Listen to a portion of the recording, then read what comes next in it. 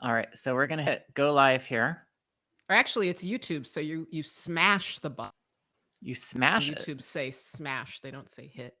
Well, we're just gonna faff around here for a minute until we see it hit. Faff is new for me. Faff, F-A-F-F. It's a Bible word, although I bet I would play it and get like 80 points and then have Nina and Alistair go, that's not a real word. Depends on where you play it on the board. But PFAFF, FAF, is a very good brand of sewing machine. Good to know. Good to know. Get vintage, though. You should get a vintage one. All right, so we are live. We should have, we've got 10 people watching. If anybody would just say hello in the chat, will let me know that everything is connected end to end. I hear, yeah. I'm live texting people the link. Live texting, wow. Yeah, It makes for good TV. It does. Just think, people could be watching Dynasty instead of the stream. They could be watching a lot of other things too. They could. So, I'm ready. Welcome to Heterodorx podcast live. Oh, we got to sing the song. All right, ready? 1, 2, 3. Heterodorx. Do you have the little thing that gives us the key? No.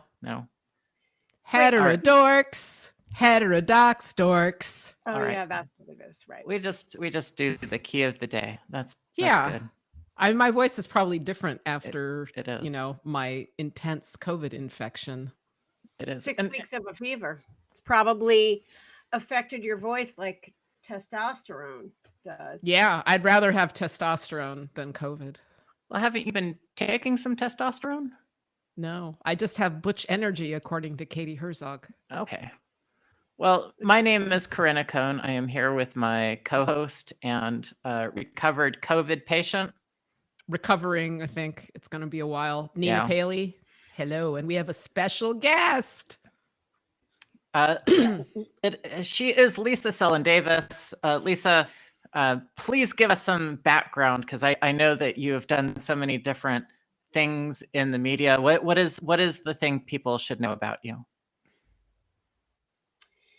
I think they should know that right now I have a Substack called Broadview, because that's the most relevant to this conversation. And once upon a time, I used to make Steve's notebooks and other props for Blue's Clues. Really? That's my old job. When you said made props, you mean you're like an animator? You're an artist? No, I was making the actual things, like the letter that he opens. Wait, Blue's Clues is live action? I thought it was a cartoon. Oh, half and half. I worked on the live action part. Oh, okay. Yep. And it wouldn't be a live stream without there being some sort of problem. So I just got a browser notification saying that I should restart my browser. I'm going to try that and I'll be right back. I wonder if we can stay. Wow, you and I can talk. Wow. The cat's away. More room on the screen. I know. This is nice. Stretch out. So, Nina, were you disappointed about not going to Ireland? I was extremely disappointed. I was very sad. I really appreciate the recaps and the writing about it, and I appreciated the live tweeting and the photos and all that sort of stuff, but I really wanted to be there. I mean, you and I have not met in real life, I do not think, and there's a lot of people I haven't met in real life, and I wanted to meet the people and be in it, be in the thick of it. But also I was going to go to Scotland. I like that. It's so American. Scotland before, and that all got tossed. And I was going to go to New York before that, and that all fell apart. So basically all of my hopes and dreams of April were shattered. I'm sorry. Was there anything unexpected that came out of the 6 weeks of fever and detour your life took? I mean, in a good way? No, there was nothing good about Nothing it. good. The only unexpected bit is that it went on and on and on, and it may continue going on. Like, I may be permanently altered by this. I don't know. Anyway, Yeah. let's talk about EPATH. Yeah. Well, permanently altered is part of the story, so that works. You join us, Nina, in the permanently altered camp. But not only did I not consent, I didn't even like fake consent. I didn't even, there was no agency on my part in this whatsoever. It was all done to me. Well, by the lab leak. Exactly, by the lab leak. By the there Chinese. is no punishment that could ever equal what would be deserved by unleashing this on the world. Yep. Well, this is going to have to be a special.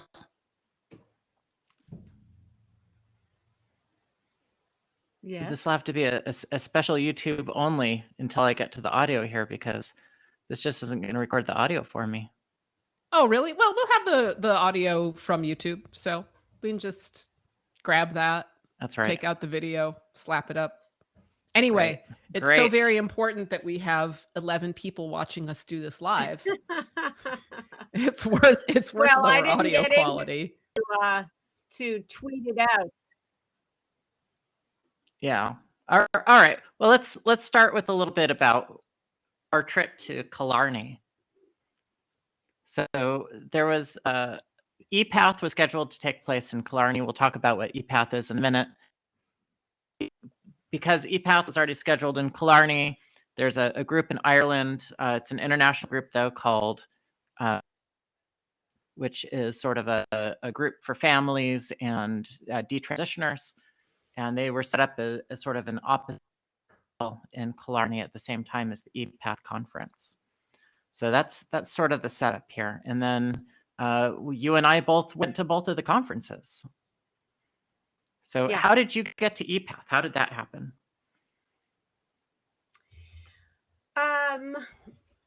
I decided that it was worth it for me to take on this trip, because not just because I seem to have devoted my life to covering the subject, but because in 2018 I started researching the Tomboy book, and I started my research by going to an academic conference in San Francisco, and I can't remember the name of it, but like the Gender Research Conference or something. And it was academics who study gender, and of course that meant a lot of these people were older, so gender meant expectations based on sex, and there wasn't a ton about gender identity at it, and it was there was good science going on there, and it was where I learned a little bit more about girls with CAH, who congenital adrenal hyperplasia, who are exposed to testosterone and other androgens in the womb, and have slightly more typical, mostly kind of interests and behaviors than most girls. More male typical. Male typical. What did I say? Just said typical. Oh, sorry. Slightly more male typical. And but they were less kind of masculine than the tomboys they were compared to, which most people don't know or talk about. And they were more likely to be gay. And then they were slightly more likely to have a non-female gender identity, but just a little bit. And the researcher made sure to say it's not really statistically significant. And then I went to the Gender Spectrum Conference, because at the time the whole time I tried to remain agnostic. I mean, on some level, but I was looking for people to interview. So I went to the conference, and I saw an pediatric endocrinologist at a well-known gender clinic present that same research.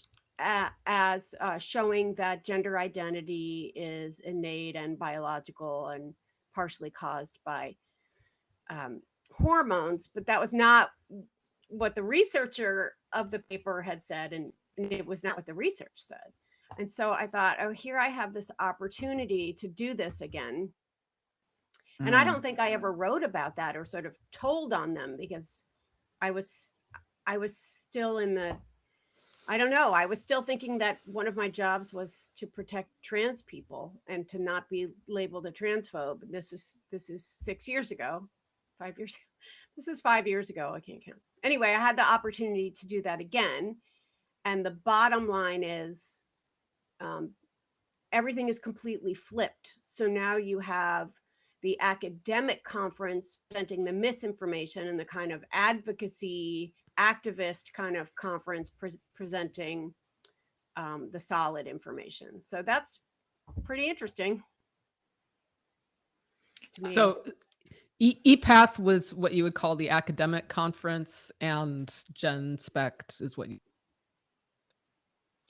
Yeah, advocacy or some I mean, more advocacy, I think, than activism, but I would say it's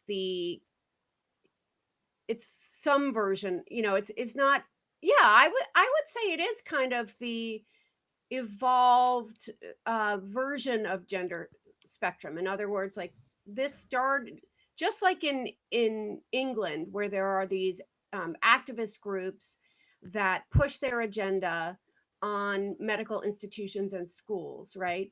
Now we have not too many, but a few organizations that are springing up to pull that back and to put something more reasonable and nuanced in its place, if possible. And so, although they don't come off as activisty because they're reasonable and encouraging debate and discussion and dissent, it's still a version of that, but it's this enormous, it's just this complete 180 from the academics being the ones who are able to be nuanced and reasonable to that being these kind of activists and advocates. Describe it a little bit like EPATH is the factory showroom where you go and check out this amazing car, right? But it's like a BMW. And then the Genspect conference is like the auto garage, where as soon as you drive that brand new car off the road or onto the road and the switches start breaking and the brakes stop working and the tires start wobbling, that you need to go try to evaluate what the hell is you actually bought. So I'd say it's not just a difference between it being, certainly the EPATH one was for practitioners and academics, but they don't really do a very good job of dealing with the real life consequences of their care. It's really about, it's a professional association. They're trying to figure out how to sell more product. So whereas the Genspect conference is people dealing with what gotten into it. EPATH is the European branch of the World Professional Association for Transgender Health. Is that correct? That's right. It's the European WPATH. I don't know if it's just to sell more product, though. I think it's to, for the surgeon, share techniques, to look at one another's research. I mean, I think they would say that they're interested in best practices. And I did speak to someone who'd been at many EPATH conferences and said the tenor of this conference was very different. That this overlay of paranoia, they're after us. I mean, it's not paranoia, because they're not completely wrong, except they can't separate between they're after our approach and they're after us, right? Like, it's not that they are under attack, it's that the affirmative model is being questioned or pulled back or replaced, but they're perceiving that as an attack. Well, but structurally they have that. Structurally they have so much to lose. Okay, I'll shut up. Give me a second, Nina. I want to direct, if you're listening, I want to direct attention to Lisa Selin Davis's Substack. It's called Broad, and you can get to it at lisaselindavis.substack.com. And she's writing up her experience at the conference. The article that's up right now is A Tale of Two Conferences, Part 1. And you will need to subscribe to see the whole thing right now. I recommend subscribing, though. It is worth it. And Lisa, you were just saying they feel like some of the EPATH presenters feel like they're being attacked or that they're experiencing some paranoia. Can you explain to us what gave you the impression that they feel like they're under attack? Yeah. The welcoming remarks. Do you have those up? I do. Oh yeah. So do they actually talk about being? I know the second presenter talked about the trans genocide, and but attacks and genocide and words like that were thrown around, and then the opening speech by the outgoing president of EPATH was, I think chilling is an appropriate word, because he mentioned things like we have a code of conduct and we want questioning and debate, and we're all serious scientists here.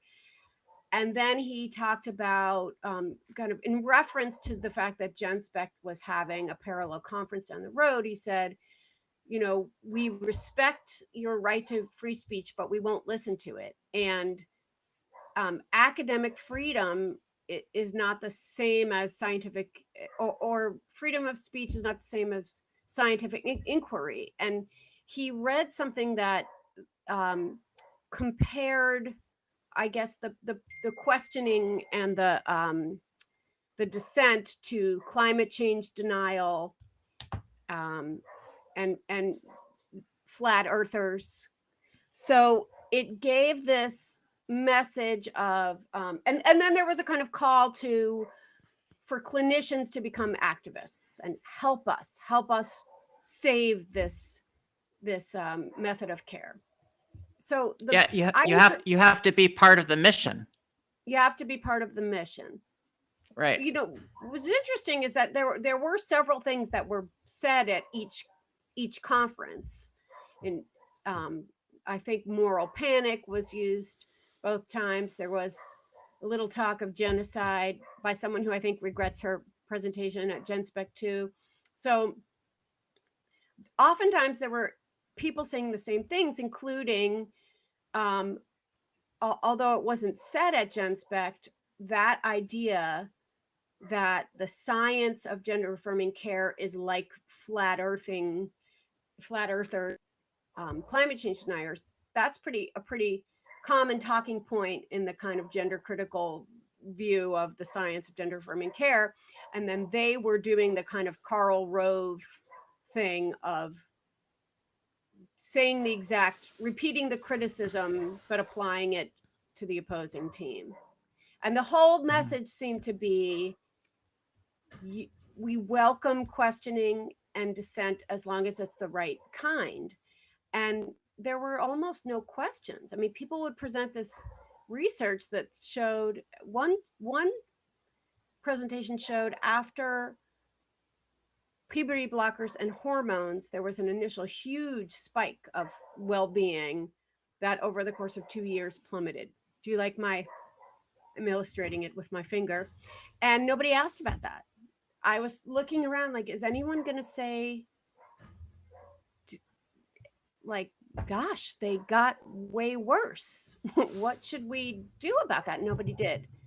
And so I just think, actually, I was stunned by the lack of questions, whereas at Genspect, not only were there a ton of too many questions to get to, but there were disagreements, and that was totally fine.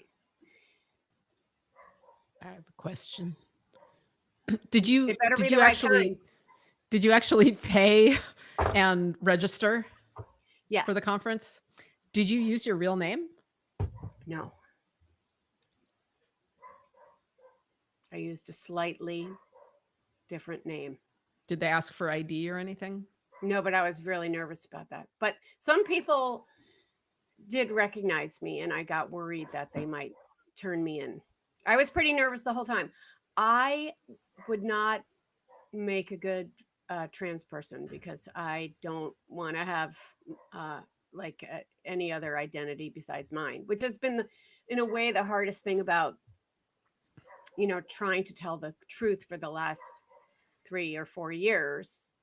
So I had to constantly keep my mouth shut or pretend I didn't know what I knew. I don't like that. I want to let it all hang out. So you're already your authentic self. Yes, I want to be my authentic self. You don't need any more medicine to be authentic. Except maybe a Tylenol. I don't know. I mean, I'd like to be the best version of myself, and that might come with some kind of chemical enhancement from time to time. But but I don't want a different identity. Well, I did bring some freshly squeezed pink grapefruit juice because I am trying to. Well, I ended up feeling very affected by the experience in Killarney, and I'm trying to just celebrate the tiniest little wonderful things, like medjool dates, which to me are I just make me happy to be alive. I think, wow, this thing evolved somehow and it's perfect. Wow. And fresh squeezed orange, just happy to be alive. So I brought this with me here. That's like coffee and chocolate for me, or because Nina's a vegetarian, water. That's right. Coffee and chocolate are made of ground up, or just people. A block of silken tofu. Oh. So one of the things you were is in these opening remarks in your article, the outgoing EPATH president, Joss Mottman, I'm probably mispronouncing, but what he had said is, we respect everyone's freedom of speech, but we will not listen to it. Yes. I got the sense that he's using that in the everybody at the conference should not listen to anything, any perspectives that are not inside of the conference. Yes, as opposed to Genspect, where they immediately made a bunch of announcements about let's consider lots of different viewpoints. Let's invite everybody over here. Let's invite the press. Whereas at EPATH, that's why I didn't register my name. They weren't letting press in. And even though, I mean, there's nothing going on in there that the press shouldn't know about.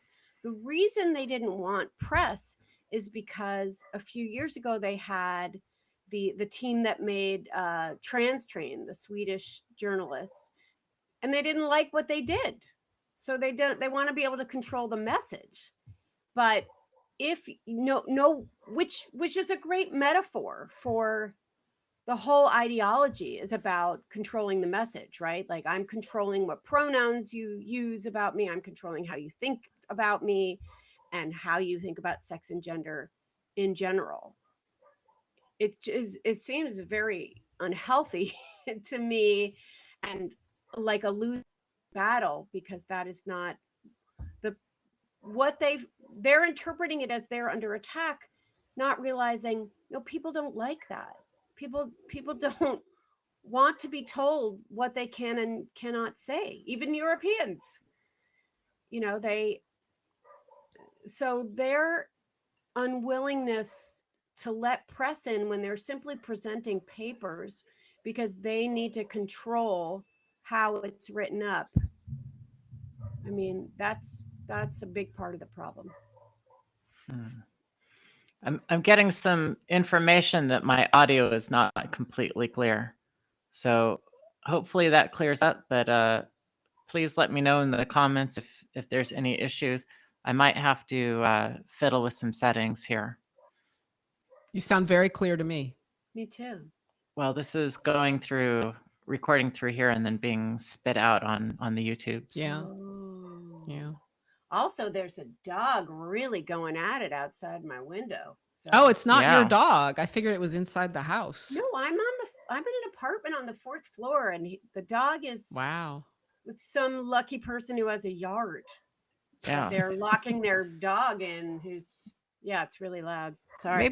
Maybe throw out some of those delicious dates, or if you don't have any more of those, some chocolate. Chuck it from the 4th floor way down into somebody's yard. So mean, Corinna. What? Chocolate. I love those things. Wow, that was really crazy. I'm sure I don't understand. So, you went to the Genspect conferences, and I did as well. Which this is really an amateur conference in the sense it was not thrown by a group that's accustomed to putting on a lot of conventions.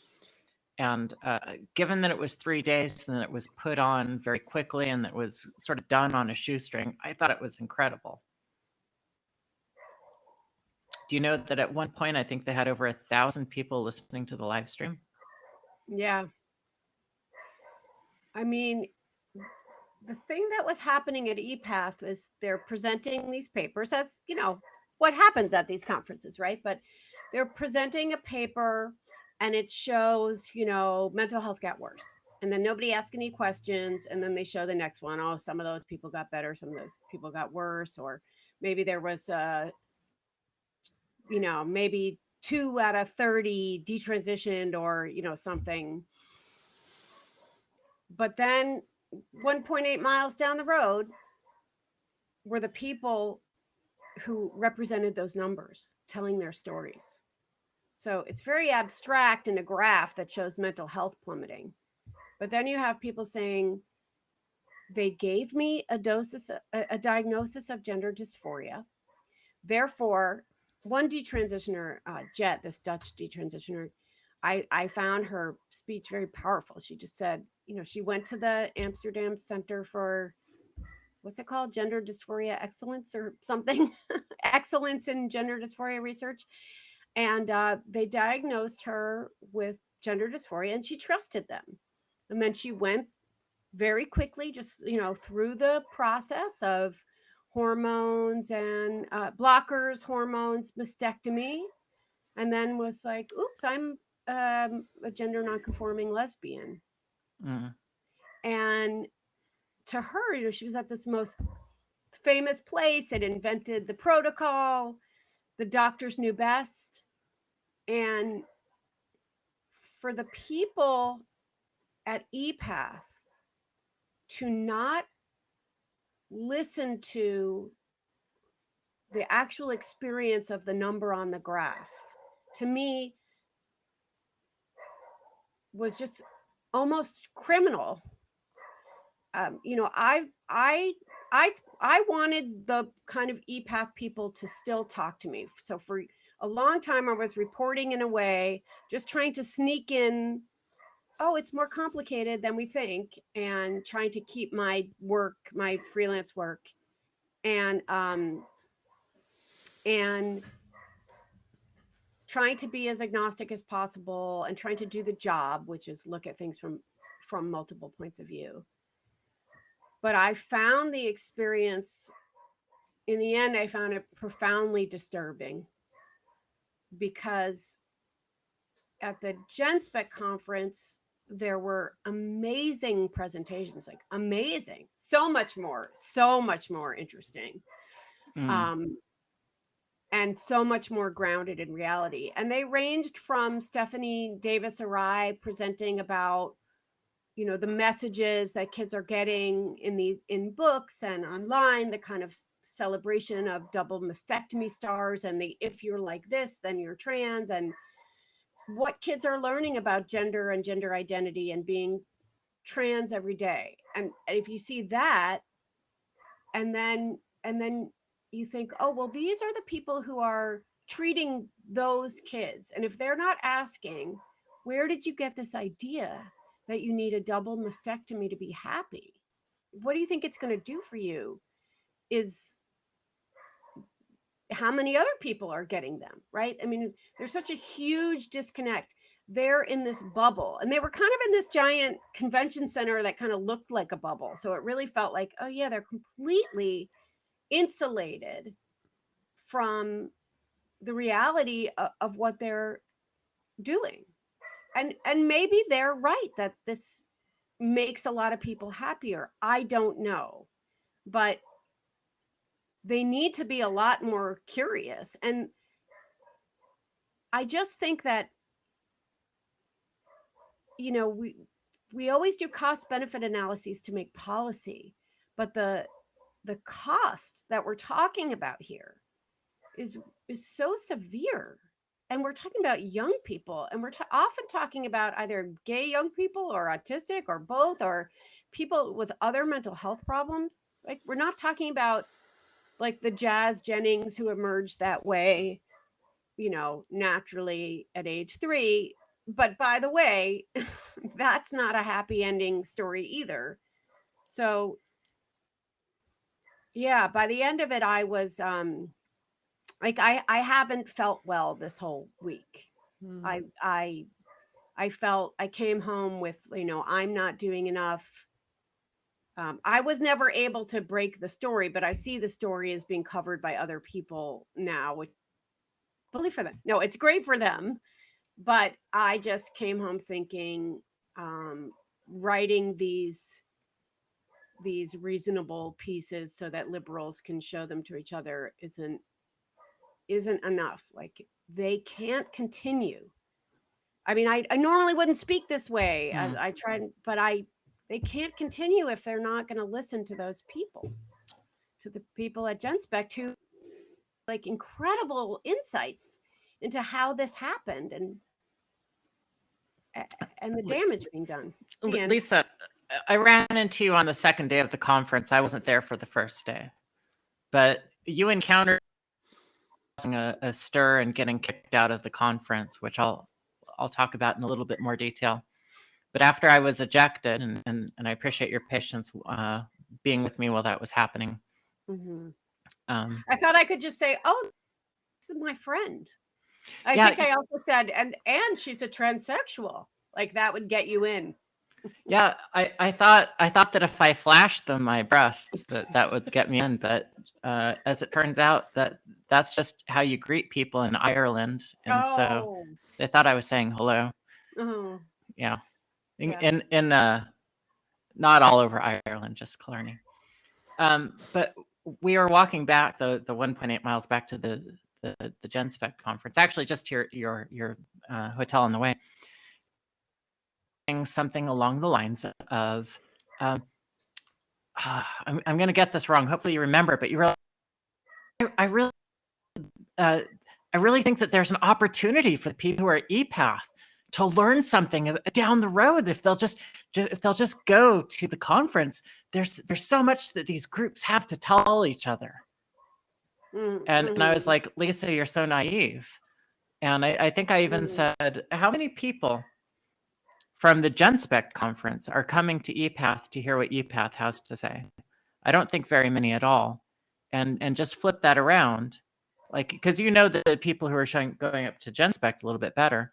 If you flip that around, the people at EPATH are going to have the same sort of attitude of it's us versus them. There's nothing that they're going to say that can inform my point of view. I already know what they're going to say. You know, say, oh, look at these poor detransitioners, and it's only 1% of the population. So what are they so upset? You know, made up. And I think I might have said you have a little bit of a Pollyanna attitude. In fact, I put that word in part 2, and I didn't know who said it, so now I can. I think it was me. I felt bad because I heard you reflect that later, saying, "Oh my God, what if I am a Pollyanna?" Like, well, I mean, the irony of that is that, like, most people think of me as incredibly negative. So wow, this is such an upside down world that I am an optimist and a reasonable person in this world. That's how fucked up and crazy this shit is, if you'll pardon all my swearing. Because I just, like, sometimes I think about how I've tried to present myself as this reasonable alternative. Anyone who knows me will just laugh their asses off. that I'll be like, I'm nuanced and reasonable, because I'm not known for that in my daily interactions with other humans. But, and I'm not well, I am feeling a lot better these days than I used to, but yeah, I don't think that the people at Genspect have a lot to learn from EPATH. I think that a lot of the people at one of the things that happened was that because this kind of ROGD demographic was tended to be among wealthier, educated white people, and it also happened a lot among autistic people, a lot of the parents were in the sciences. I mean, I think some of the parents are autistic too, and they knew how to read papers. And so several of them, because they were open-minded liberal types, thought, oh, well, of course, I'll support my child. Let me just review the research, because I guess it's life-saving and evidence-based. And then they looked at, for instance, the Dutch study and said, this is nothing. There's nothing in here, right? I think that's part of how this quiet resistance has happened, is that you had people who knew better than journalists like me, even science journalists, how to really evaluate the scientific research, and realized it was bullshit, that it just isn't in there to say that this is a good idea, and or to say that we know that it works. And so I don't think that having somebody from Uppsala University come down with their graph of the euphoria spike followed by increasing desperation over years, I don't think they can learn from that. I think that not everyone at EPATH is an ideologue who thinks that they're being persecuted. I think that there are reasonable people there, and there are concerned people there. And I talked to some of them, and that is what made me hopeful. And some of them said, I'm coming down to Genspect to check it out. And a couple of them said, I don't think that I am, I believe in what I'm doing, but I am willing to go down there. And I met two people who said that, and I met a surgeon who was worried about detransition and worried about what she called sudden onset gender dysphoria. So, and they came. And you know what? If 5 people come, and there were a few others too. 5 people come, and then they go back and they whisper to their colleagues, I think, I think we might need to shift here, or we need to be able to talk about this. This is all balanced on that they've created an environment in which there's no debate or dissent allowed. That's how it's gotten to this point. And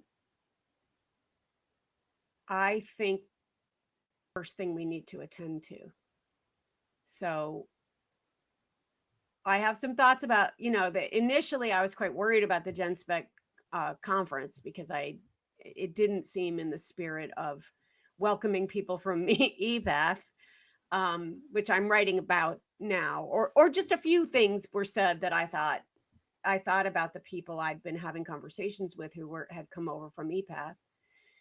And I don't think it was super welcoming at times, but I don't think that was the whole point of the conference, which is, my piece is half done about Genspect, but I actually became too depressed to continue it even though the Genspect conference was fantastic and amazing, but the whole experience, I don't know, it did something to me. So I need that optimism, or why would I do this if I didn't have any optimism that it could get better? Rage is a good motivator. I can't. I rage in my kitchen to my husband almost every day, but we have people who are full of rage out there. You don't need me as one of those. So I'm And not. also, gonna I be a don't rager. think one rages without some hope, right? Like if you think things, because rage is not resignation. Rage is, it's a stage of grief prior to acceptance. It's protest Yeah. of some kind. Could I tell you a little bit about my story of getting kicked Yeah, and getting and kicked what out happened? and what else happened and how you got back, and tell us the whole thing. How did they? Yeah, like you walked in with no name tag, and what happened? Well, of course, I thought just everybody knows me by my nipples, which is why I did flash everybody. Hopefully my audio is a little bit better. Give me some sense here if my audio is better. I had two windows open and I closed one of them. One of the things that would make the story a little bit more would be if the person that I was messaging at the same time that all of this was happening would just like appear here, but I don't know that that's likely to happen. But I'll give you some background on how I got kicked out, and then I'll tell you what happened afterwards. So I showed up to the conference center, and I had a conversation actually with one clinician, and I had copies of my Washington Post article. I'm going to be keeping an eye on the stream here to see. Yeah, it sounds like my sound is better. That's good. And I had some conversations, and then things were being let out for lunch, and I thought that that would be a good opportunity for me to get into the main conference area, into the main stage, and hear what's going on. But unbeknownst to me,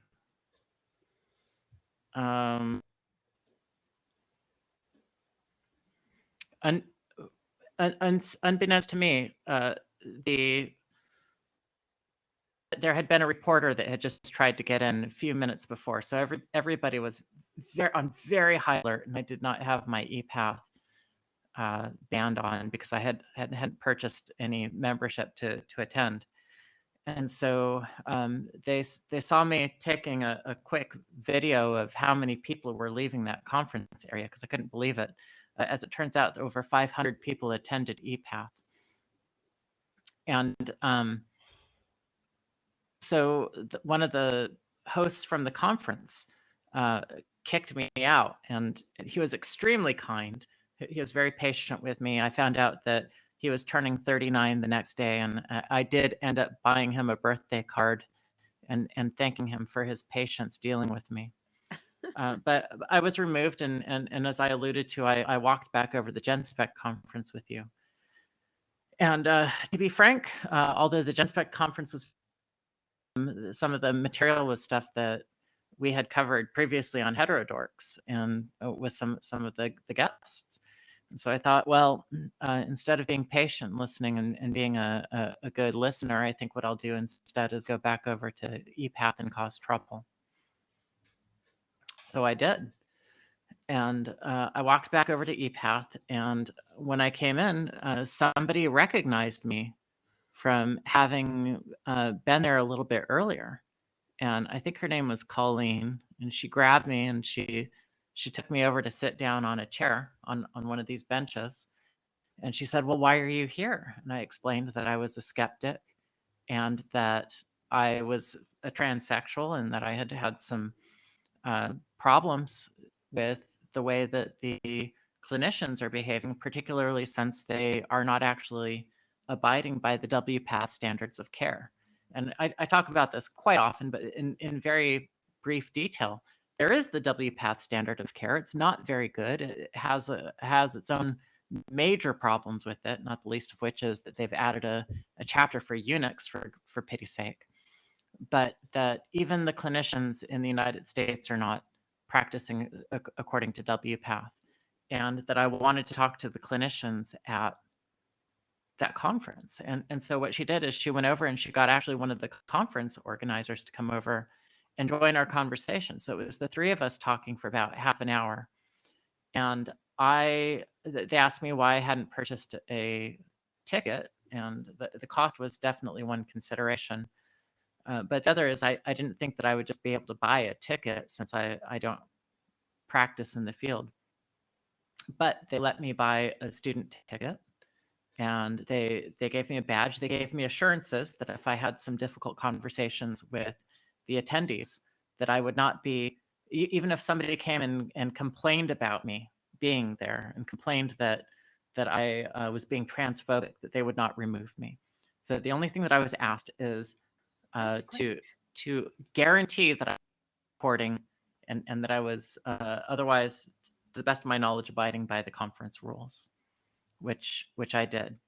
Well, I was that's a good story. Yeah. Yeah, that's positive. Corinna is famously good at disarming people. I know. well, I live in an extremely violent neighborhood, and if I wasn't good at disarming people, I'd probably have been shot by now. Okay. So Metaphorically and literally, I guess, then. yeah, well, they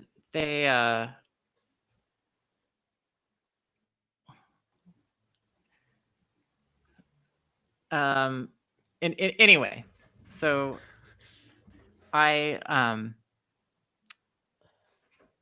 got to attend the rest of the conference for that day. The topic that I listened to was a conversation on they're calling us ideologues. How do we respond to that? And that was a very interesting panel. I'll get more into that in maybe a little bit if we have time. But I thought that the thing that was most important is that when that was finished,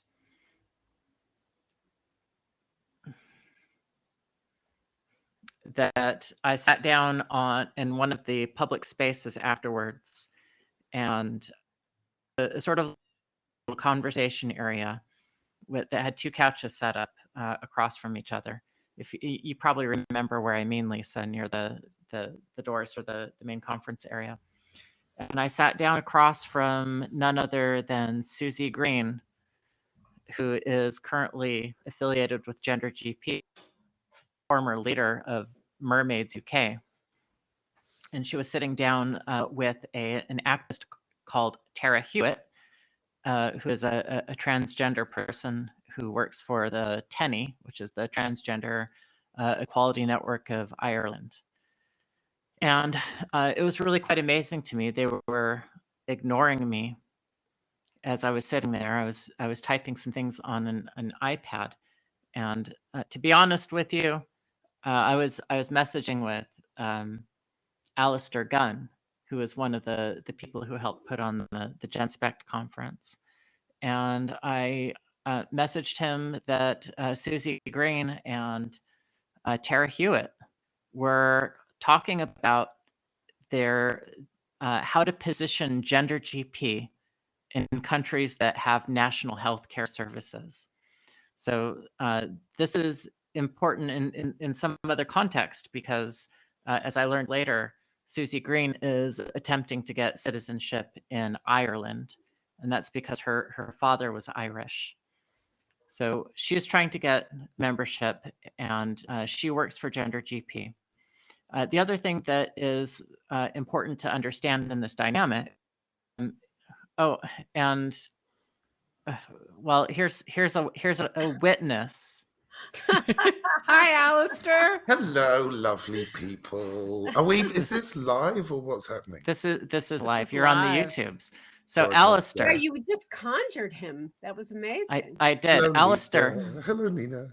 Yes. you're what? welcome to Heterodorx, Alistair. Thank you very much.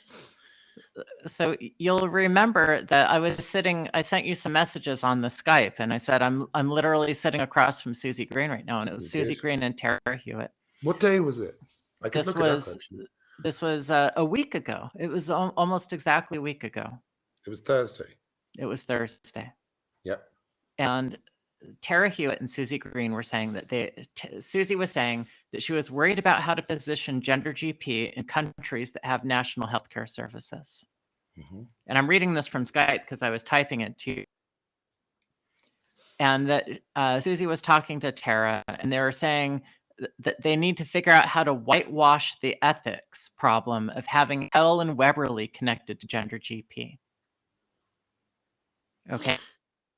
And that they were talking about how to shift the HSE. What is HSE, Alistair? The Health Service Executive. So it's the Irish.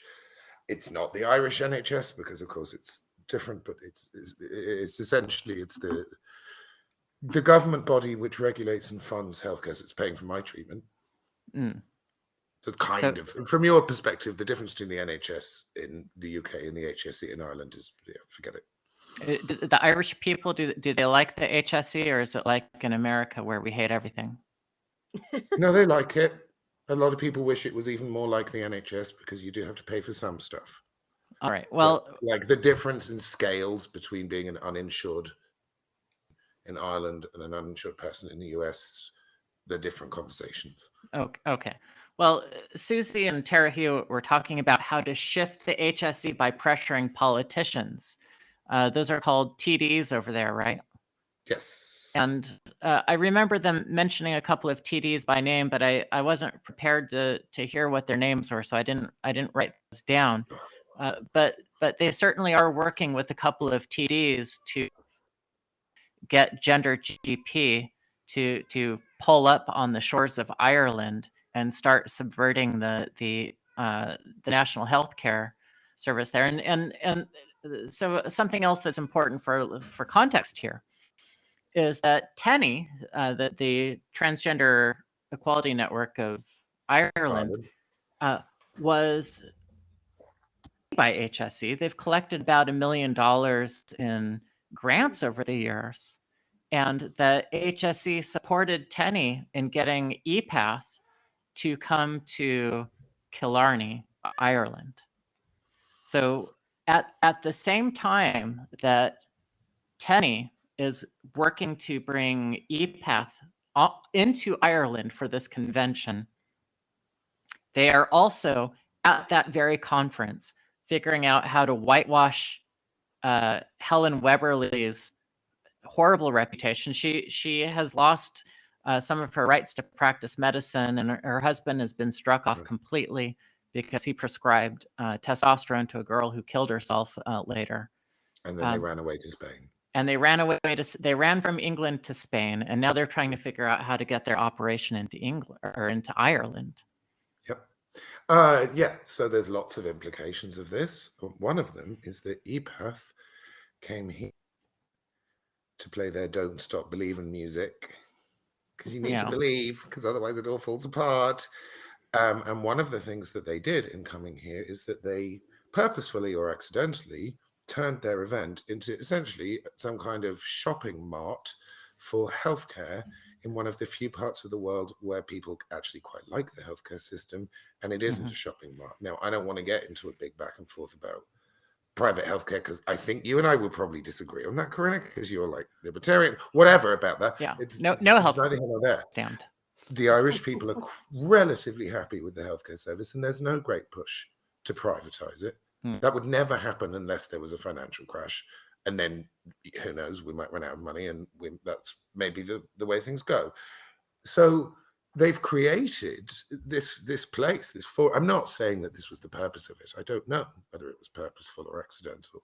I don't know what they know was going on. The way they're behaving, I mean, there's a whole conversation to have about how EPATH and WPATH have responded to this. But like, it's, you get to the point where it's like, you've got parties in Ireland who think that we're really transphobic and awful, called, for example, People Before Profit. Let's just repeat that. People Before Profit, who are backing this organization, which is literally creating a marketplace and arguing that young people who have got this idea that they're going to change sex should be kind of, frankly, snared by the private sector so that we can get them first, so we can make money out of them. People Before Profit are now believing that. People Before Profit are educationally subnormal. I don't know what else to conclude. Sorry, it's a bit rude. That is. It's kind of, or they're hypocrites.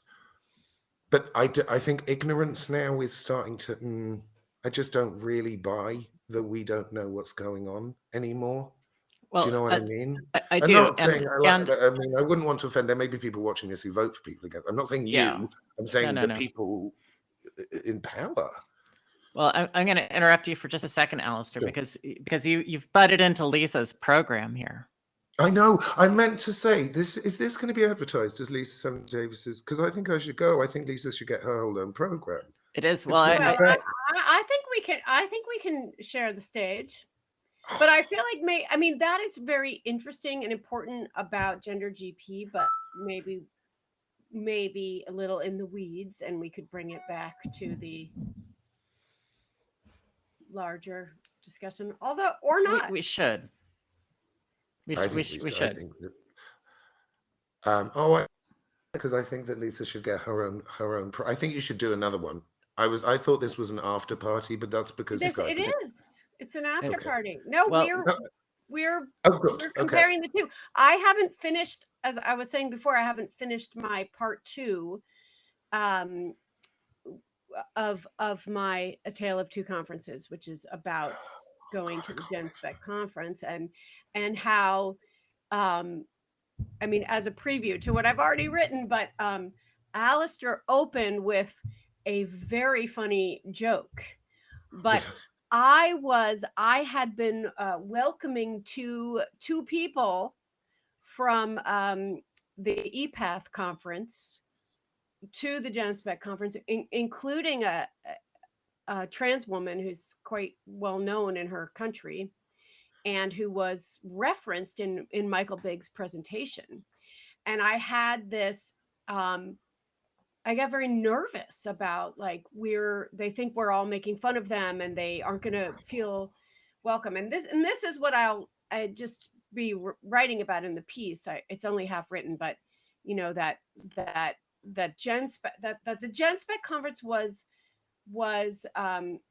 it was sort of happening on multiple levels, because on the one hand, there was this message to EPATH, but also an invitation to come. And a couple people took them up on that. And that's why I had my Pollyanna-ish reaction that maybe there's hope. I had all the emotions over the course of that week, which somehow like rolled into just a kind of low-level depression this week. But well, I think In a good way. in a good way. in a necessary way. Is that what you mean? In a necessary way, because it was disturbing to be at both conferences, and this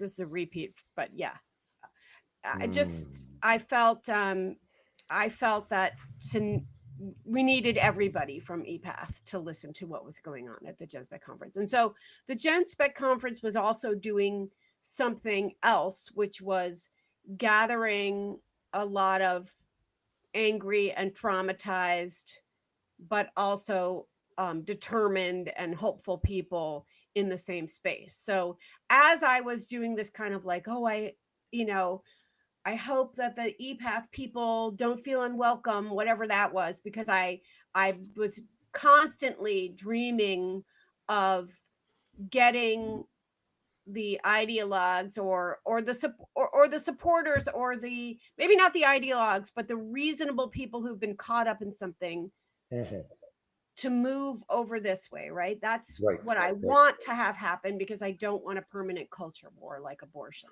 in America. So my first reaction was, oh God, we're saying these things are such a relief for everyone here, but for the people who are visiting from Planet EPATH are, sins. That was my first reaction about like, oh, the bathrooms are single sex and making fun of pronouns. And I just had this kind of, because I'm so careful.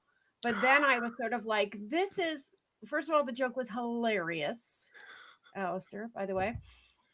I'm not going to tell the joke, because it's going to be. I don't know so which one you're funny. talking about. About who your bathroom at home.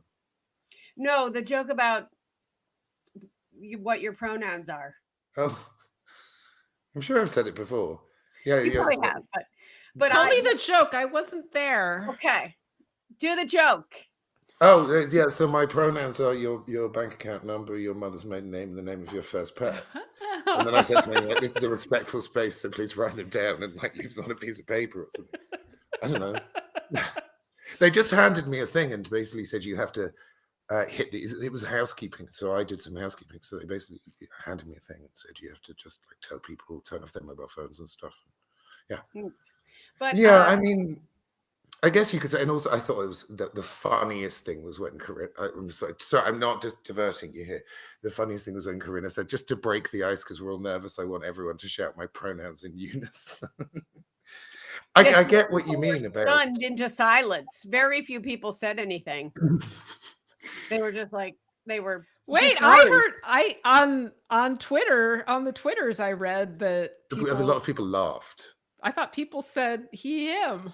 A few people, yeah, most people just laugh. I think I don't know what. Okay, I would have been Anyway, shouting out he, him. Those are my preferred pronouns for Corinna. I know. Whatever. People should respect my preferred pronouns for Corinna. I actually, that's kind of one of the arguments we made. Is that was actually correct. I know there was actually a panel that was called the pronoun debate. And I'll tell you the truth. I stood up and I said to the people around me, I start pronoun debates. I don't listen to them. And then I left. Oh, hold on. I just need to, for some reason, my computer isn't charging. Oh, no. Well, plug it in, or we'll see you later. Either way. To finish my thought about just that the Genspect conference was worked on these multiple levels. And I think that for a lot of people, it was about being in a place where they could say what they thought. It was about being in a place where they'd be believed and heard. And so, but and sometimes we were just bearing witness to trauma, and it was intense, it was intense. And so when I say that I've had like low level depression this week, it's because it was so powerful, and it's because the dissonance between the kind of the EPATH people in their bubble not understanding the people behind their numbers, and then the Genspect conference, and spending 3 years sort of trying to get these people.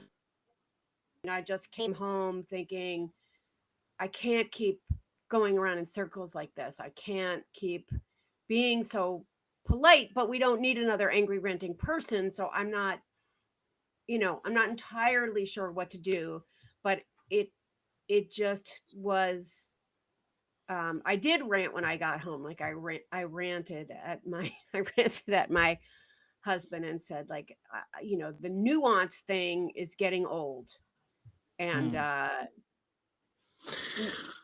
that's what I mean by the low level depression is good. I mean, something is brewing in there, and I'm so curious what the response has been from people who weren't at the conference.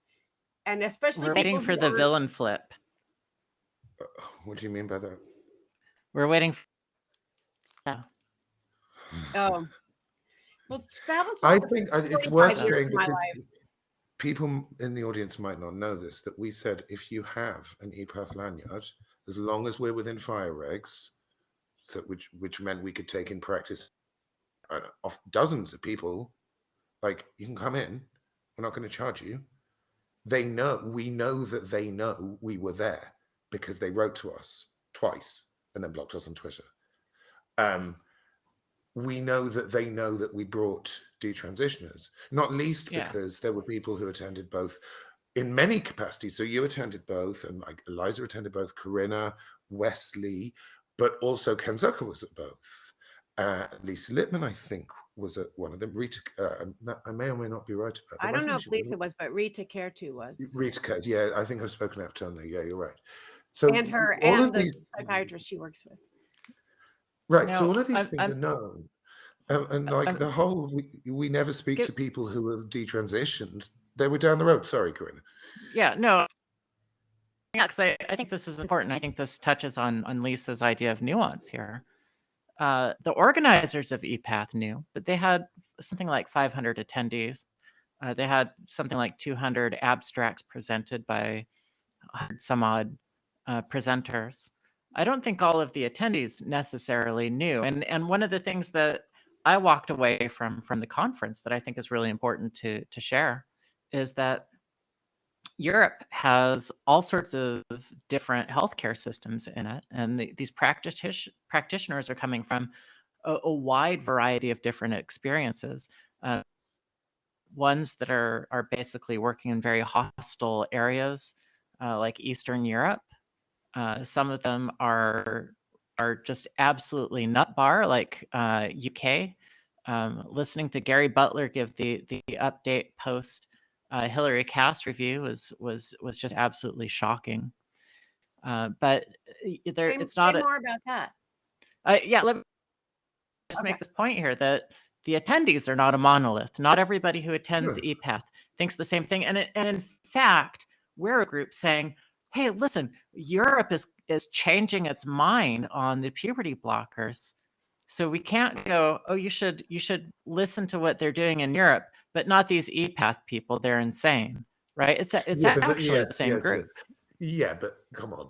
I don't think that the Swedish and Finnish position is in any way dominant in a way which is representative within EPATH. And EPATH is a bit of a sham. EPATH is just WPATH. They just brand. There's OzPath in Australia, USPath, EPATH. It's essentially WPATH. I take your point. You're bang on about the attendees, and we shouldn't be judging them. And you're right; they may not have known, and I don't know. I think it's just worth. It was such. I don't really know what to start. It was such an extraordinary event. I still haven't got my voice back. You can hear my voice is a bit weird.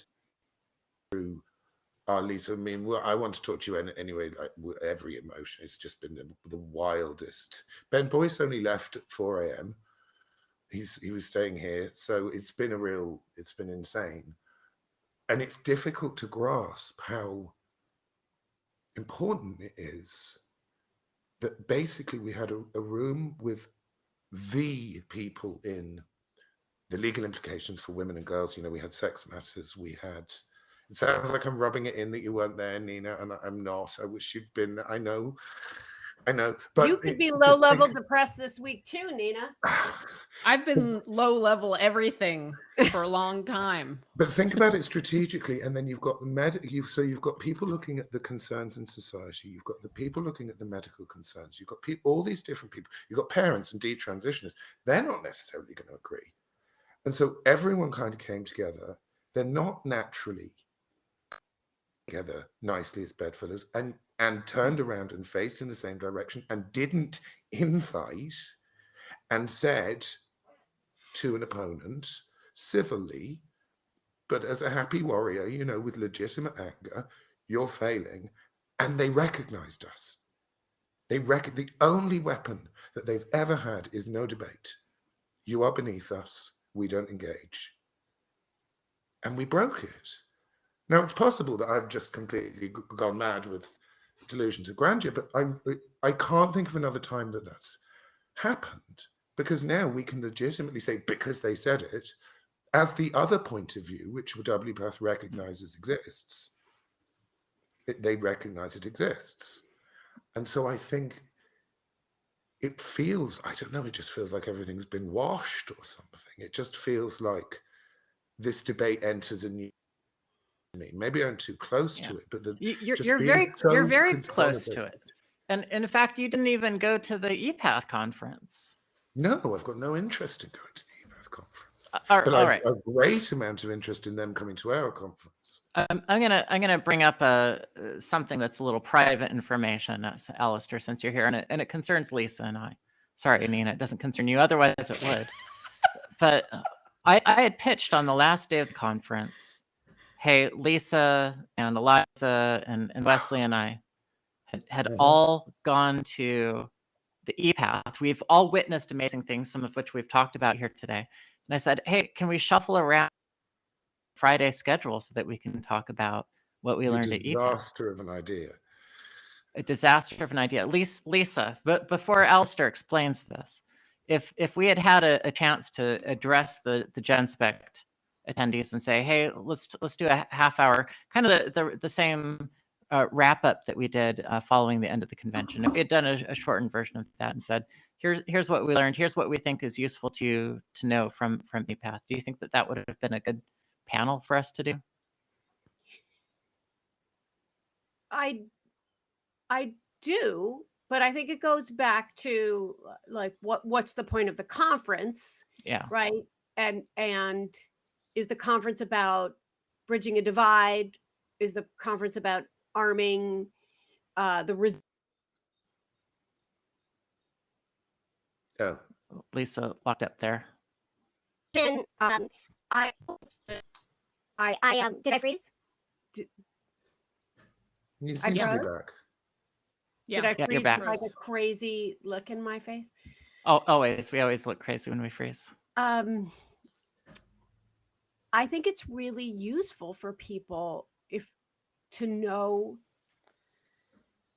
you know, how the other side thinks and what was going on there. I don't know if that's what people would have wanted out of it, but I'll say that some of the questions that they have about like, how did this happen? What are they doing? You know, like that's though some of those questions can be answered by talking about what's happening there. And I remember someone at Genspect saying like, where are the bioethicists? And I got an email today from a bioethicist who wants to write about this. And I said, you know, Nice. parents are asking that question. Would you write something that I could publish or come and talk or just, and he gave me an explanation in the email, but I was like, oh, can you write something? Because people want to know from someone on the inside. And he said he was trying to get his papers published. And so he didn't want to do anything until after that. But it's really good to know how thinks. And so I don't think it would have been terrible, but I think that the conversation that I think it would have been good. I think it would have been really interesting and people would have had questions and would have enjoyed it. I think it was fine without it. But when we did that, it helped me. I had some blind spots. Like I like Alistair, I was just incredibly encouraged that they had repealed no debate. That is a huge amount of movement. And I wrote about that they were saying, yes, we're open to debate, even though we're not. They also said, by the way, we're not. But don't ask the wrong questions. And I also thought that a lot of the conference was about responding to the criticisms that had been brought up by organizations like Genspect and by people like all of us, you know, so that they had to respond to ROGD. They had a session about the sex ratio and age flip, and I have someone told me that they were very actively seeking presentations on detransition. And Good luck getting detransitioners. No, they weren't seeking detransitioners. They were seeking research on detransition because that's what they do. Yeah. But Okay, again, They, out of 200 some odd presentations or abstracts, there was one single abstract that related to detransition. It was related to life satisfaction after detransitioning in Germany. Yeah, but they tried. Yes, go ahead. Yeah, I got very impatient when you suggested that. You have no idea the magnitude of what you were suggesting. You might as well have said, can we just turn off gravity? The level of planning that goes into programming, the balance that you have to do, and in particular, you were suggesting for Americans. Now, turns out, I think this is a moment where it's like the Wizard of Oz and we've pulled back the curtain. It's just a sweaty man pulling levers. That's how it feels to me. I think the magnitude of this is enormous. So it turns out they're completely useless at mobilizing any argument. But we had in our minds many arguments that EPATH could use against us. And one of us, and I mean no disrespect to your country, I am an Americophile, I don't come off as one, but I am one, is you're bringing a bunch of crazy Americans over here with their culture war. And so saying we're stopping everything and having an all-American panel. And by the way, Corinna, at what expense? Because you looked at the program and I said, tell me what you're going to cut. And there was no answer. I agree. I think I totally agree. So I'm making a point about timing and practicality and the fact that we were all running on fumes and what you were suggesting was impossible. Yeah, I agree with Lisa sorry. and I agree with you. It's hang on for a second, because you lost me at sweaty men pulling levers. Is it the levers or the sweat? Yeah, it's the sweat. Okay.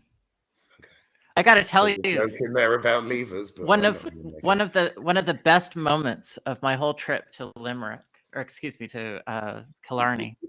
I went through Limerick to get there, so I apologize to the Killarneyites. It was starting, and there was these Irish men who were repaving a parking lot. And they were pushing all of this hot asphalt on the ground, like not wearing any shirts. As it felt very dirty, but I had to sit and watch that for a couple of minutes. No, you didn't have to. You chose to. No, I chose to. Okay.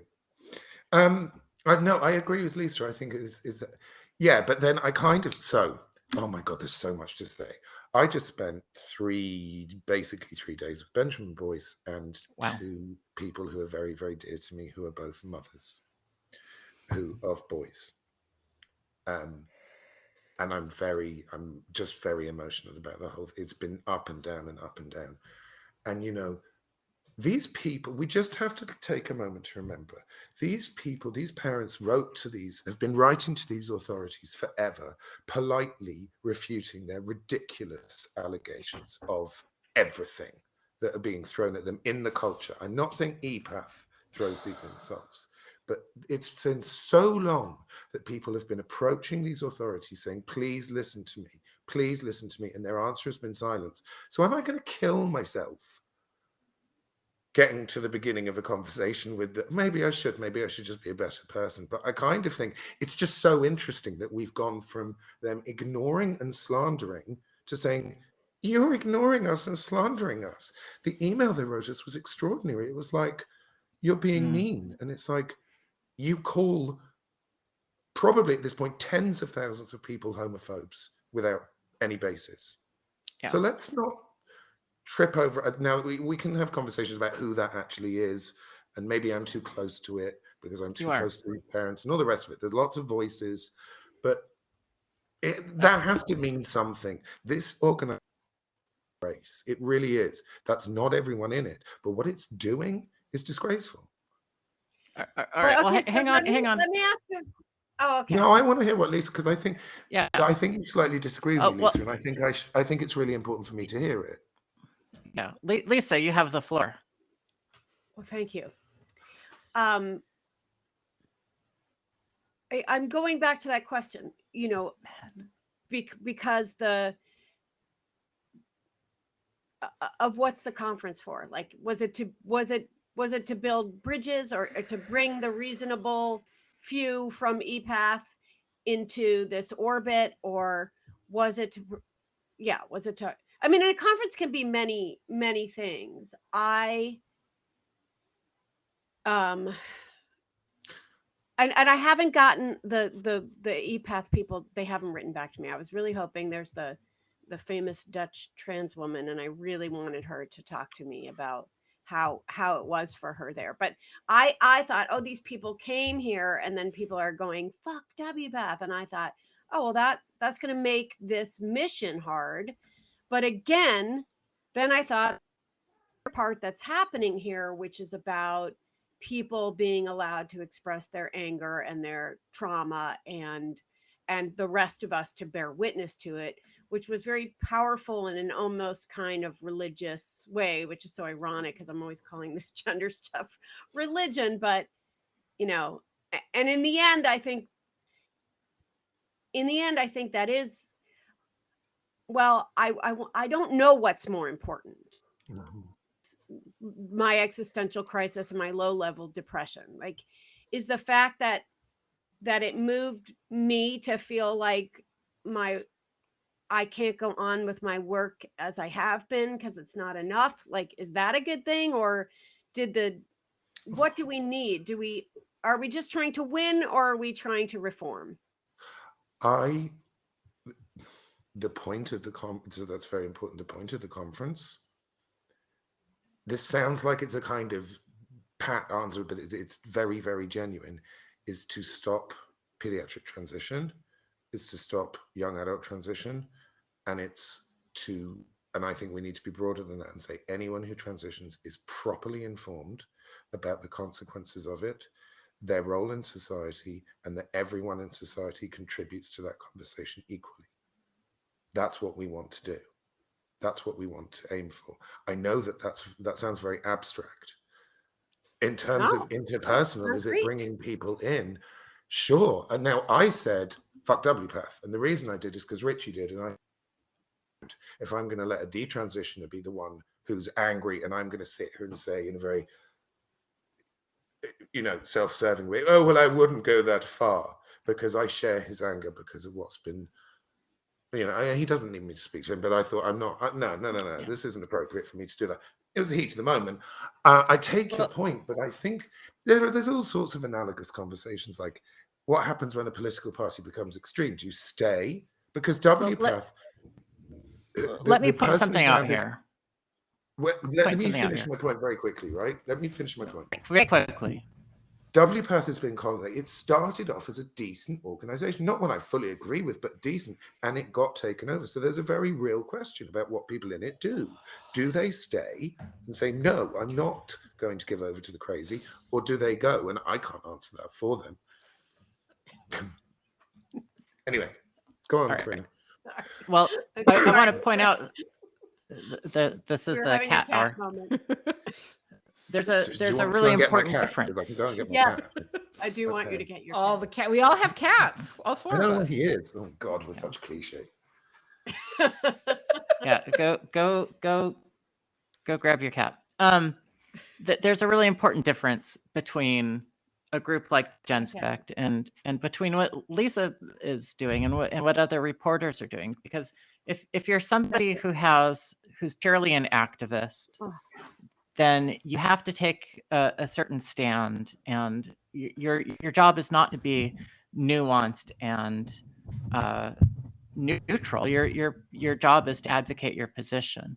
And Lisa, you've been trying for years and years and years. You are somebody who, of course, you have your own perspectives and positions, but as somebody who's trying to write about this, and particularly somebody who wants to continue to have access to the outlets that you've had available in the past, you are obligated to nuance and obligated to some neutrality. Isn't that the case?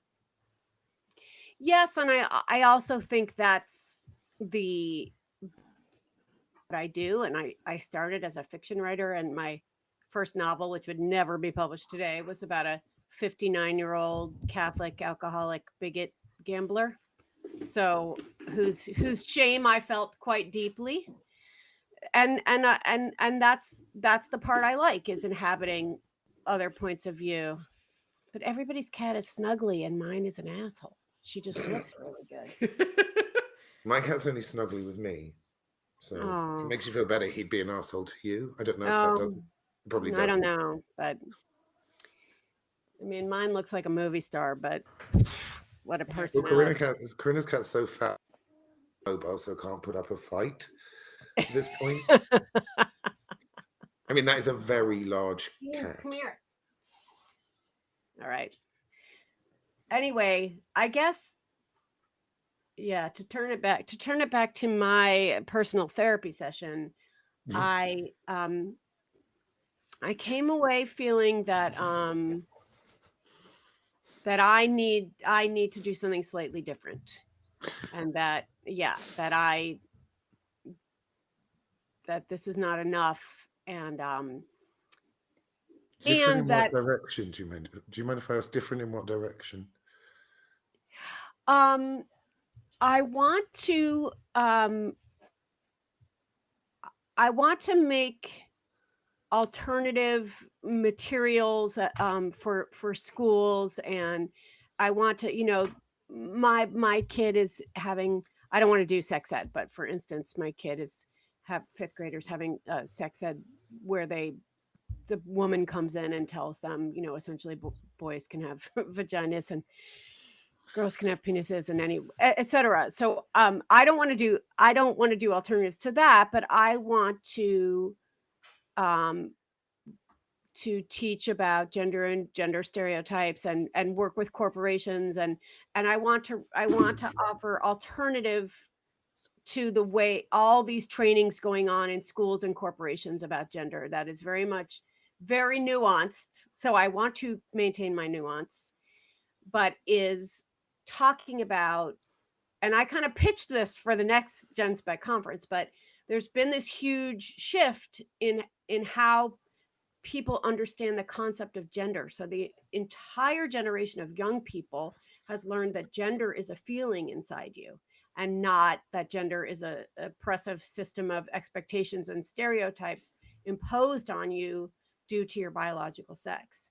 And that is how we prime children to accept the concept of gender identity. So I'm thinking, no, we have to go back to the root, which is, it's not just what they learned about gender identity, it's what they learned about gender, and to explain to people how that happened. Because in my book, I chronicle these generational shifts of what's normal for boys and girls, and there are always these reactions. So I think that might be more useful, and to help arm parents with the information they need to respectfully object to the kind of ideology being taught to their children. And I'm not sure exactly who's doing that, but that's what I feel like I could do. Yeah, so you need to come to the Somebody Tuesday. pays me.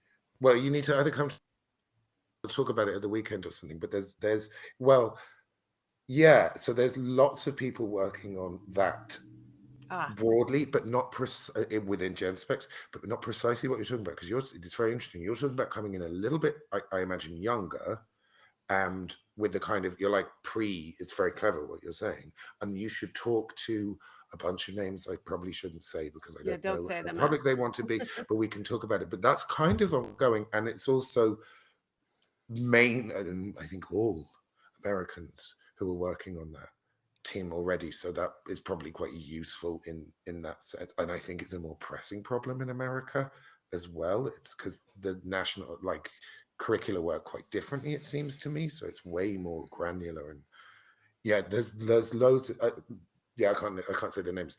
We'll talk. That's what that's what I came away with, and I don't know exactly where to go or what to do. You wouldn't stop writing. That's what I was wondering. You wouldn't stop writing about, surely.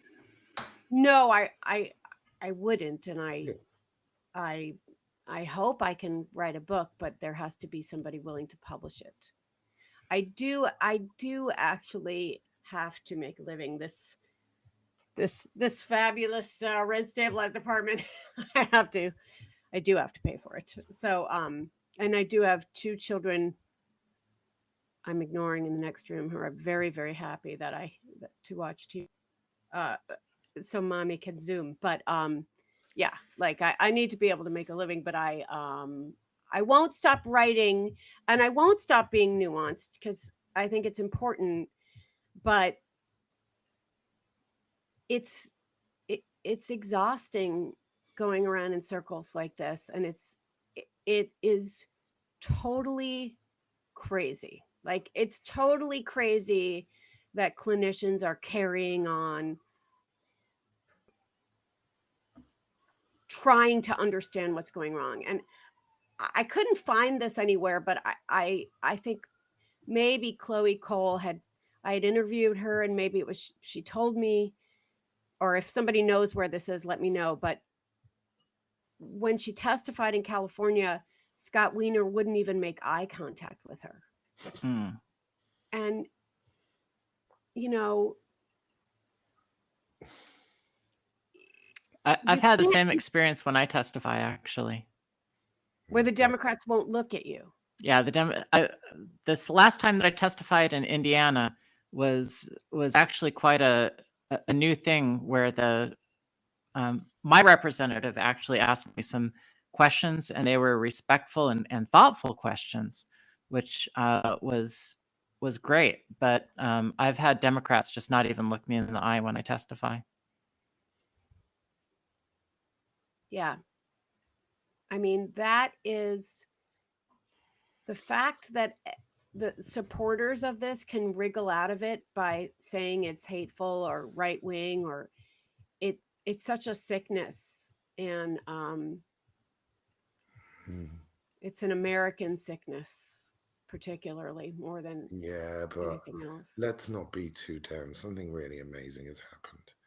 They've actually finally said there's a different point of view. And then in their response to it, they've behaved like somebody who's been covered in margarine. I mean, it couldn't have been clump. It's not funny because it's so serious. It's like, we want to talk to you. No, we're blocking you. We sent you an email. And you start to think, what do they know what they're doing? And I think it's all because there are internal tensions, because there's such a rate. The tent's too big and it's collapsing. And I think the thing is, Lisa, you're kind of at the edge, trying to sort of get the people at the decent end, and when they are there and kind of say, I don't know which direction it's going to go in. I think there is something very important you're saying about processing anger and your own feelings, not your own feelings of any type, which is a bit different for me because I'm not personally impacted by this. I mean, I kind of am at this point, but you know what I mean? It's different. And that needs to be run through because, you know, so many people, the damage that's been done is so huge. So I'm glad we kind of had that primal roar. I have a question. Will there be other events like this? Oh, well, yeah, we're following them. Everywhere they go, we're going to go until there is no more pediatric transition. So every year. And when or more. The next one is Colorado in November. So WPATH is going to be meeting in Colorado in November. I think it's US Path. US Path. Okay, I want to be there. I'm sad about missing this one. And I want to be there as well. I really want to be at the next one. I want to be at the next one. And I'll have playing cards. Yes, we want you to be at the next one, Alistair. Yeah, I'll do my best. We're going to follow them until there's no more pediatric transition. Great. There's no more transition of young adults, and everyone is well informed. Great. And we have the backing of a lot of different people who are difficult to get to agree, because that's the way it is. And it just feels like we've finally overcome an obstacle, a real obstacle. And I'm glad we're going to follow them. I love this idea. Hi, us again. It's like a really embarrassing, like mom-in-law turning up, like it's only me. Just follow them around until they listen.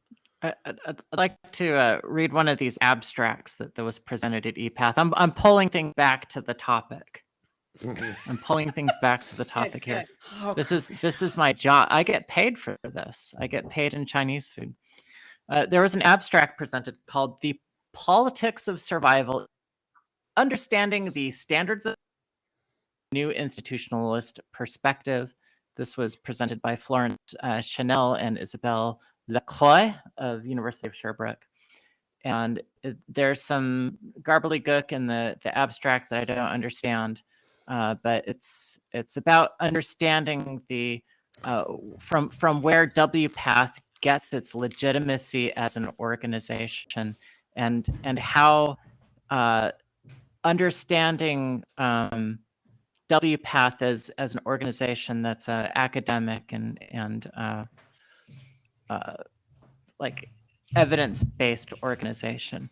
But I think this is pretty interesting. I'm gonna read the discussion part here, because I want to talk about this with all y'all and Lisa first. WPATH presents its mission as to promote evidence-based care, education, research, public policy, and respect in transgender health. This clearly identifies cognitive legitimacy as the main basis of the institution. So they're saying, why listen to WPATH? That is coherent with its funding source, which comes mostly from the medical and academic sector, a sector which highly values evidence-based research, right? This also comes as a response to criticisms from trans-antagonistic movements, which is at least 3 out of 4 of us. I can't speak for Lisa, who's nuanced. Indeed, those movements use the term ideology as meaning not scientifically proven, making the scientific approach the most appropriate answer.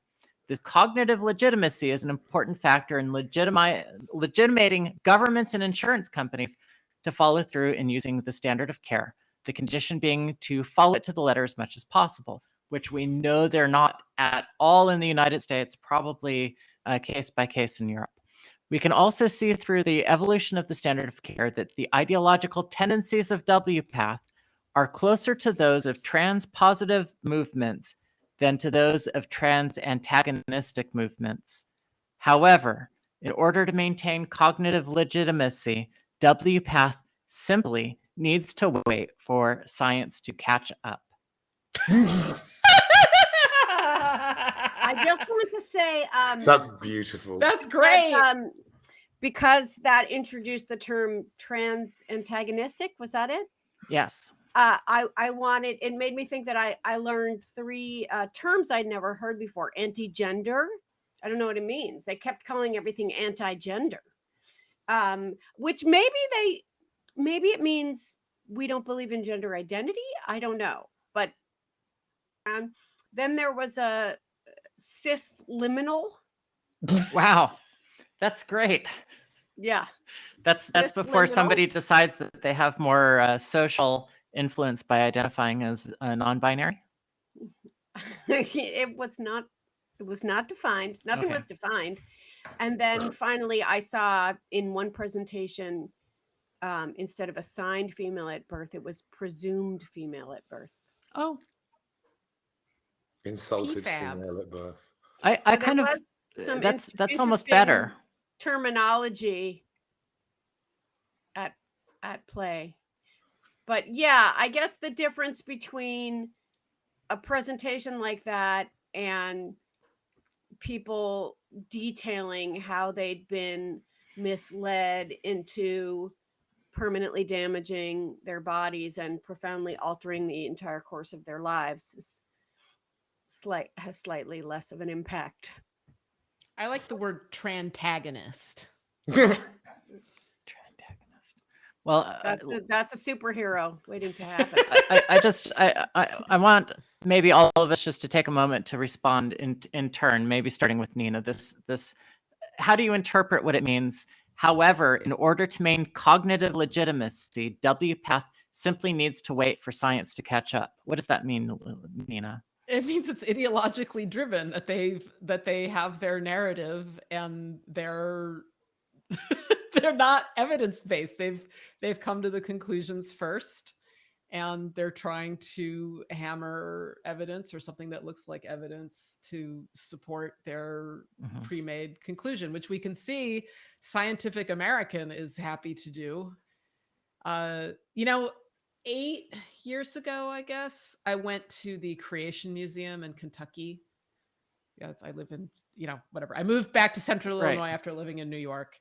Right. And everyone should go to the Creation Museum. It is the museum of sciencey bullshit. You can take any bullshit and put it in that format, and it looks sciencey. And, my friends laughed at it, or they felt uncomfortable. They're like, they were angry that it was there. But I was like, this is such an important thing for people to see. And then, of course, the trans stuff started going crazy, and I see them doing exactly the same thing. You can make anything science looking like. You just package it that way and call it science. And then it is. And creationists do it, and transactivists do it. Scientific American does it. All right, Alistair, what do you I think do you they're interpret oh, that? sorry. Oh, go ahead. Yeah. No, go ahead. you No. go. Let's go for it. Just go. I think what they're saying is we acknowledge that we have basically no long-term follow-up. So just trust us until we get it. They invented our data yet. They just want to manipulate the data points, which is easy because they know what the variables are. So all they have to do is tweak the variables. This is basic. I mean, this works for any kind of quantitative science. I mean, I have limited experience, but even I would know how to do it. It's very, you said it better, Nina. It's like you just science-ize it, right? You just make it sciencey. And it's been extraordinarily effective. And it's interesting that they're talking about it because it might just suggest that its effectiveness is starting to tail off. If they're talking about it, I love the phrase cognitive legitimacy. I mean, that is precisely what Nina's talking about. It's just like sciences for, I think, like that's all it means. It doesn't mean anything. It's basically they're saying, we think we're right. Please provide us with data that we're right. And then they'll go off and they'll find their data. And they can find all the data points they want because they will squeeze them out of autistic children who don't know how to stand up for themselves. I mean, that will be the core of it, who don't know how to spot somebody who is using them. What do we read from the fact that this was presented at EPATH? What does that mean? Tell me. I don't. For a start, my brain is too fried to think about that. To be honest, but you tell me. What do you read?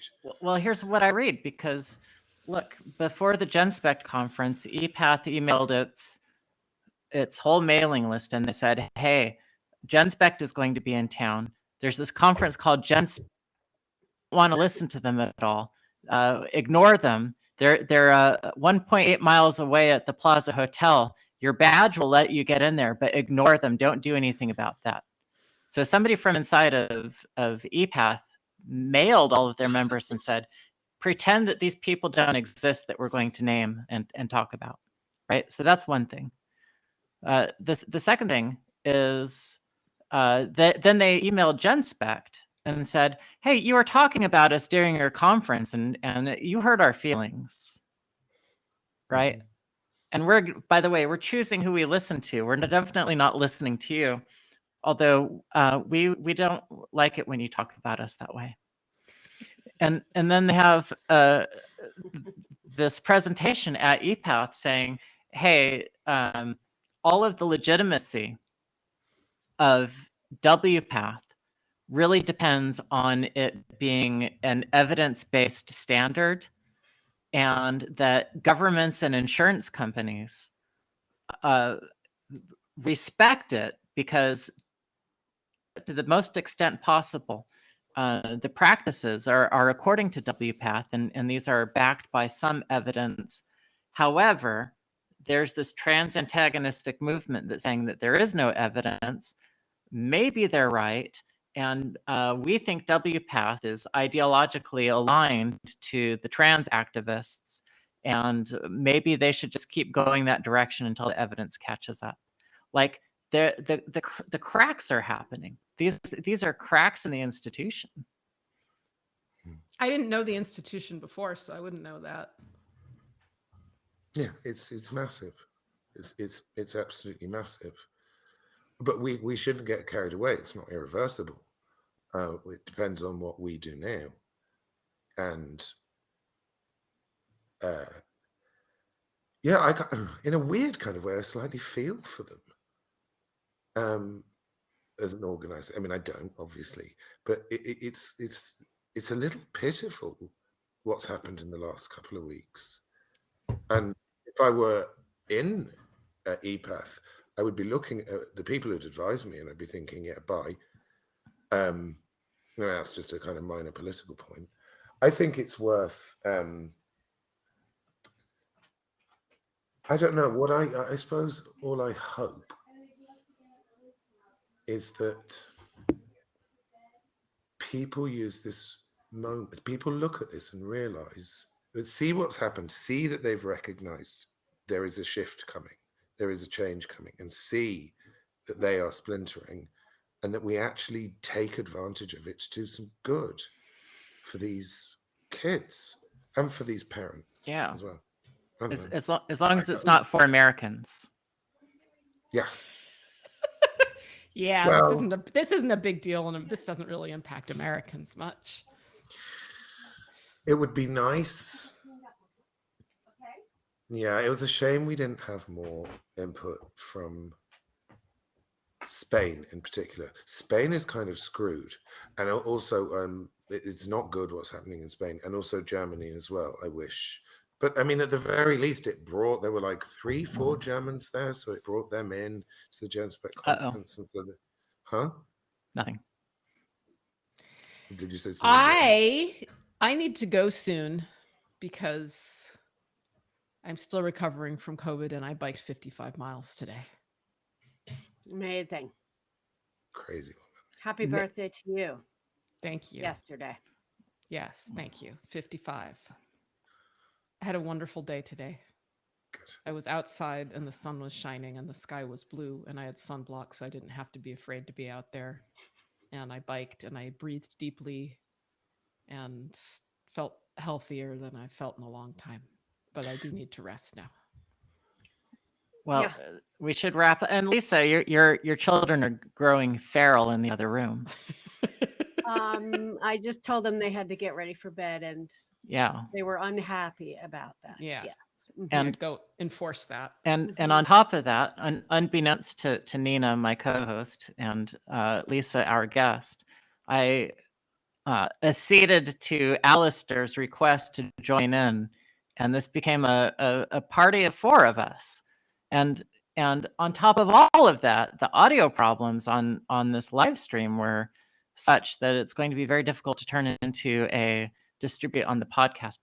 So Lisa, if you have time, once you've published part 2, can we bring you back and talk about this a little bit and give this a little bit of time to air out? Any time. All right. Yeah, absolutely. But I think it was really nice that Alistair came. I think it was good. And I was And it's like 3 a.m. there, right? Yeah. It's 2 a.m. I appear to have. It's just it hasn't stopped. Like it just hasn't stopped. My life is still going. I'm so tired. But go to bed. I'm going to go to bed. Dinner with Julia Mason. Like I can't seem to stop myself. It's like my mind has been taken over by the need to socialize. I wanted to meet her too. I wanted to meet everyone. I hope they all come to. Where is it going to be? Denver. Okay. Excellent. I can't tell you how many times. Heterodorx. Thank you, Bye, Alistair. Heterodorx. Oh, right. And we're not doing the audio thing, so people can leave whenever. Yes. Okay. I'm going to leave then. Bye. Bye.